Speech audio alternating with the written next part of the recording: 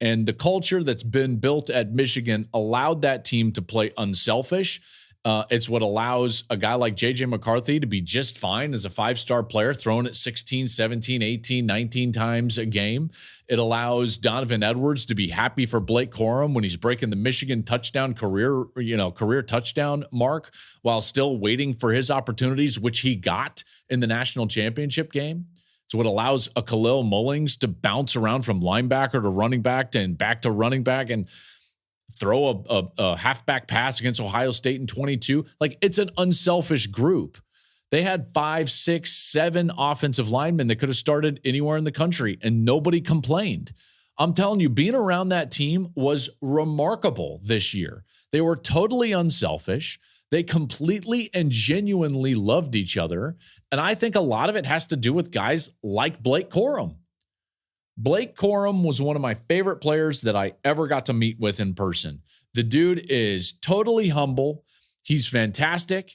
He genuinely wants to give back to his community. And I'm happy for him that he gets to go out this way. You talk about a Michigan legend, a Michigan man. Blake Corum is a Michigan man. Forever and ever, Blake Corum will be synonymous with greatness and championships. And he did that not for self-gain, but because he was unselfish and he loved all of his teammates. I'm telling you, they genuinely love each other on that team. It's a remarkable culture that's been built there.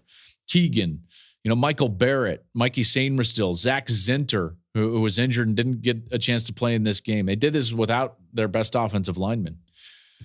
All of that was pretty incredible. I know none of this really has to do with the game, but to me, you get a championship like this, and it's more about kind of like how we arrived at this point. And this is how we arrived at this point. Again, the game was about the defense. If you wanted to get specific about the game, here really is the crux of it was Minter was allowed to not worry about the run. Granted, Johnson's injury has a lot to do with that. But because he had a great defensive line, and then they were allowed to be so creative and still get some pressure on Penix. Penix is battered and he's hitting the ground and he's holding his ribs and he's having to throw the ball sooner than he wants to. And because of that, even when there are breaks in the coverage and busts in the coverage, he can't locate those guys and he's got to throw it underneath. The coverage was really, really solid. I mean, it was a pretty dominant performance from the Michigan defense. If you were to tell me that Washington was going to get 13 possessions, I would have said that they were going to score at a minimum 24, probably in the high 20s, maybe low 30s in terms of points. 13 possessions. I thought that game would have leaned towards Washington. They scored 13 points in 13 possessions. That's the best stat of the day.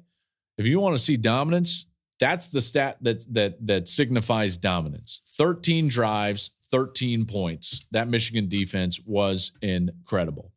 Which leads me to this last, well, no, it's not the last point. I've actually got several points, but maybe specifically about this team. This team just rattled off 4 top 10 wins in their last 6 games. They've beat Penn State on the road, Ohio State, Alabama, and Washington. All of those teams different.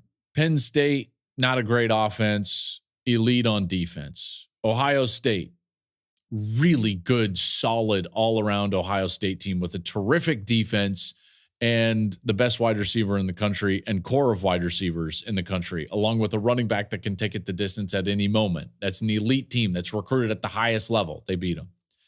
Alabama, who had just ended a 29-game win streak from the 2-time defending national champions and had a quarterback that had been loose on everybody, Jalen Milroe, a big play waiting to happen, beat him. Washington, with as good of a quarterback as we've seen since Joe Burrow, a guy that shredded Texas, which is a good team, beat Oregon twice. Like, Washington, in a lot of ways, was as good of an offense as there was in college football. Beat them 13 points and 13 possessions. Thank you for watching the Joel Klatt Show YouTube channel. And if you liked this clip, make sure to like it and subscribe to the channel, and you can stay up to date on all of my college football coverage.